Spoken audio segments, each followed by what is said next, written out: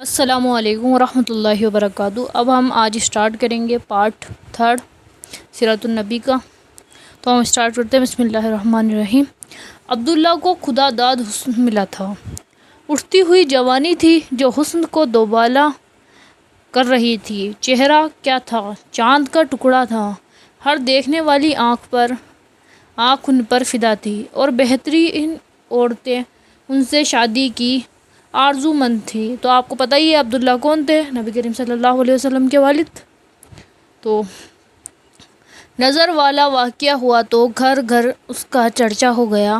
اس سے ان کی عظمت اور بڑھ گئی۔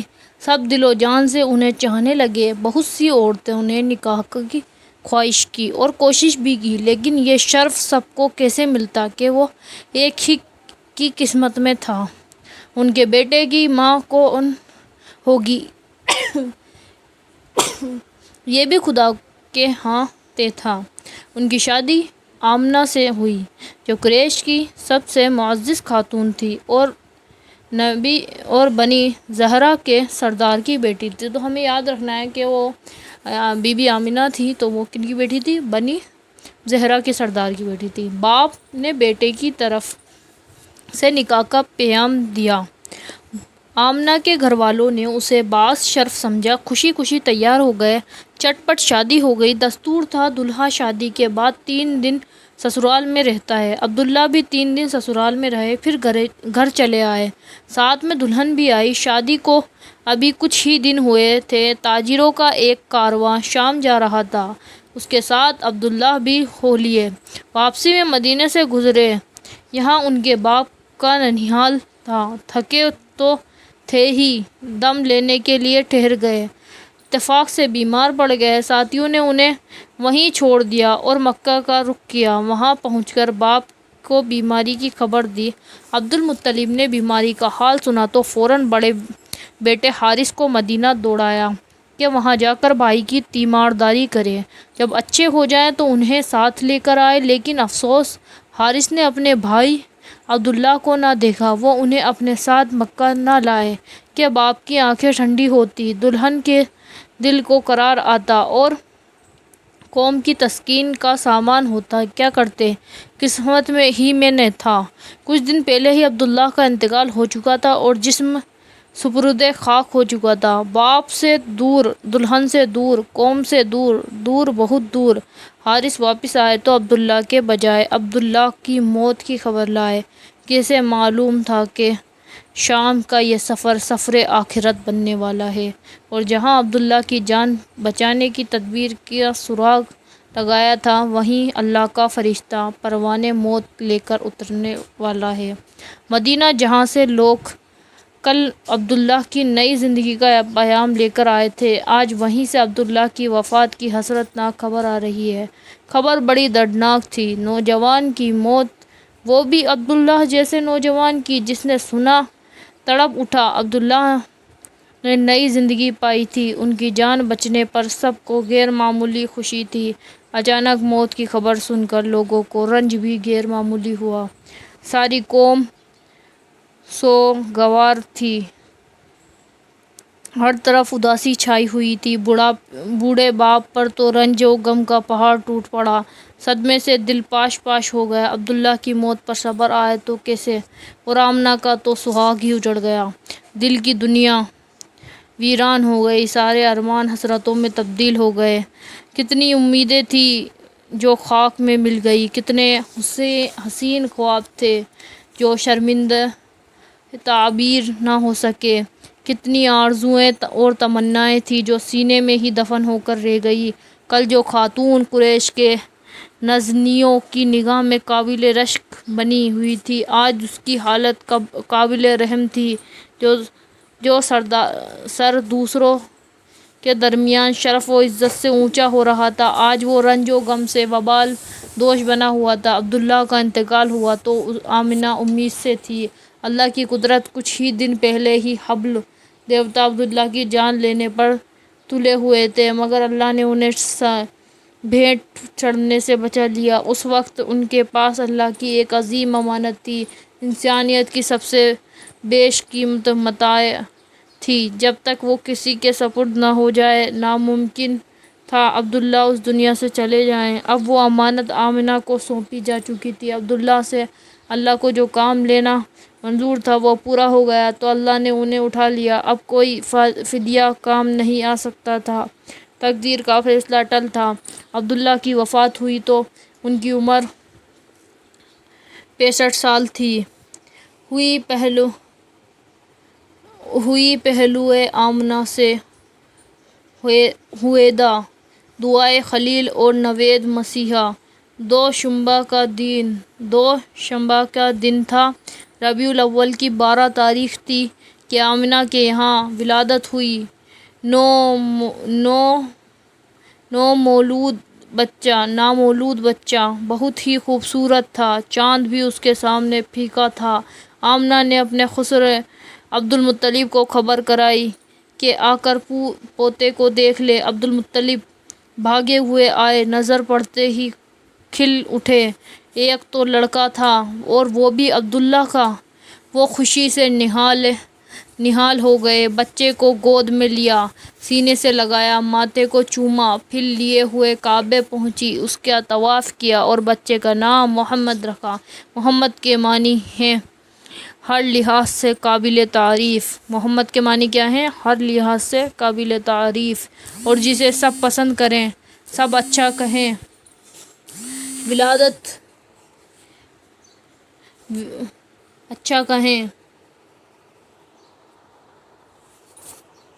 ولادت کے 7ویں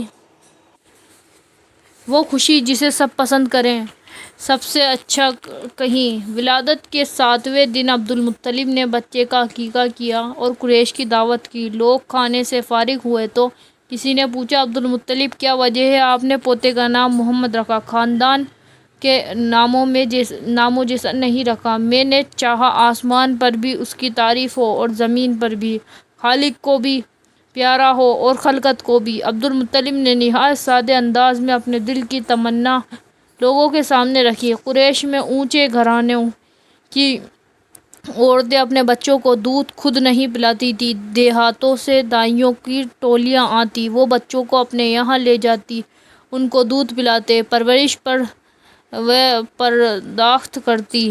جب وہ بڑے ہو جاتے تو واپس لے کر آ جاتی اور دوسرے بچے لے جاتی۔ اس سے بچے خوب تندرست رہتے، فصیح عربی بھی سیکھ لیتے۔ دائیوں کے آنے کا موسم متعین تھا۔ محمد کی ولادت ہوئی تو اس وقت کوئی دائی نہ ملی۔ عبداللہ کا ایک بھائی تھا ابو لہب، اس کی ایک باندھی تھی سویبہ۔ 7 دن آمنہ نے خود دودھ پلایا، پھر بچے کو سویبہ کے حوالے کر دیا کہ جب تک کوئی دائی نہ ملے اس کو دودھ پلائے۔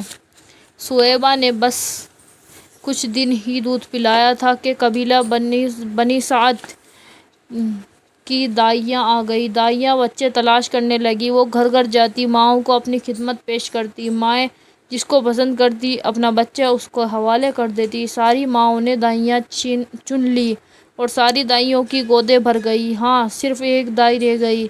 اس کو کسی نے پوچھا، اور اس لیے کہ وہ ذرا کمزور اور دبلی تھی، مفلسی کا بھی شکار تھی۔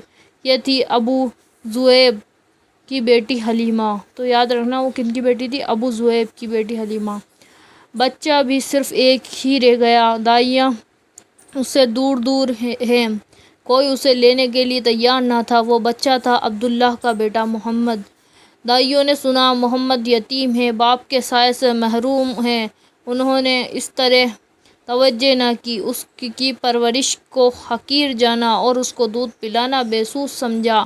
بولی، اس یتیم کو لے کر کیا کریں، اس کا دادا ہمیں کیا دے گا، ماں سے بھی کیا مل جائے گا۔ اب واپسی کا وقت آ گیا ہے۔ دائیوں نے گھر لوٹنے کا ارادہ کیا۔ ہر ایک خوش تھی کہ اس کی گود میں بچہ ہے۔ حلیمہ کا شوہر ساتھ تھا۔ حلیمہ نے کہا، بخدا مجھے تو شرم آتی ہے، ساری سہیلیوں کو گودیں بھری ہوئی ہیں، ایک میری ہی گود خالی ہے، میں تو جاتی ہوں اس یتیم کو لے لیتی ہوں، خالی ہاتھ لوٹنے سے بہتر تو اس یتیم کو ہی لیتے چلیں۔ جاؤ لے آؤ، کیا حرج ہے، ہو سکتا ہے اللہ اس میں برکت دے۔ شوہر نے تائید کی۔ حلیمہ بچے کو لینے کے لیے آمنہ کے پاس پہنچی۔ آمنہ کو ملال تھا، ان کے لال کو کسی نے پوچھا۔ سہیلیوں کے بچے ہاتھوں ہاتھ لے پر ان کی جگر پارے کو لینا گوارا نہ کیا۔ حلیمہ نے بچے کو لیا تو آمنہ کا بجھا ہوا چہرہ خوشی سے دمک اٹھا۔ حلیمہ نے محمد صلی اللہ علیہ وسلم کو چھاتی سے لگایا اور منہ میں سوکھی پستان دے دی جس میں دودھ برائے نام ہی تھا، لیکن حلیمہ کی حیرت کی انتہا نہ رہی۔ پستانیں منہ میں دیتے ہی انہیں ایسا لگا جیسے دودھ کی سوتی جاری ہو گئی ہو۔ یکا یک چھاتی بھر گئی۔ بچہ دودھ پی رہا تھا اور دودھ بچے کے منہ سے ٹپک رہا تھا۔ محمد صلی اللہ علیہ وسلم سیر ہو چکے تو حلیمہ کے بچے نے بھی جی بھر کر پیا، حالانکہ اس سے پہلے تنہا اسی کے لیے دودھ ناکافی ہوتا۔ وہ پیتا لیکن کبھی سیر ہونے کی نوبت نہ آتی، چھاتی چوستا اور چوس کر رہ جاتا۔ حلیمہ کی ایک اونٹنی تھی، دبلی پتلی، بالکل مریل۔ بھوک لگی تو شوہر اسے دہنے اٹھے، آنکھیں پھٹی رہ گئی۔ وہ تھن جو ہمیشہ سوکھا رہتا آج بالکل بھرا ہوا تھا، دودھ خود بخود ٹپک رہا تھا۔ شوہر نے خود بھی پیا، بیوی کو بھی پلایا، دونوں نے جی بھر کر پیا۔ رات ہوئی تو دونوں نے بچوں کو پہلوؤں میں سلایا، پھر خود بھی سو رہے۔ نیند اتنے آرام اور چین کی تھی کہ بالکل ہی بے خبر ہو گئے۔ صبح ہوئی تو شوہر بولا، حلیمہ کیا خیال ہے؟ باخدا بہت مبارک بچہ پا گئے۔ حلیمہ باخدا میرا بھی یہی احساس ہے۔ دعائیوں کا قافلہ گھروں کو لوٹا۔ حلیمہ کی گدھیاں آگے آگے تھیں اور مستانہ وارودہ تھیں۔ سہیلیوں نے یہ دیکھا تو آواز دی، واہ رے ابو ذئب کی بیٹی، ذرا ٹھہرو نا، ہمیں بھی تو آ لینے دو۔ ارے یہ وہی گدھیا تو ہے جس پر تم آئی تھی، یہ تو راستے میں رک جاتی تھی، بار بار تم پیچھے ہو جاتی۔ حلیمہ ہاں باخدا یہ وہی گدھیا ہے۔ سہیلیاں ایسی ناکارہ گدھیا میں تیزی اور چستی کہاں سے آ گئی؟ یہ نور، یہ تو بڑی عجیب بات ہے۔ اب ہم اگلے پارٹ میں اس کو کمپلیٹ کریں گے۔ السلام علیکم۔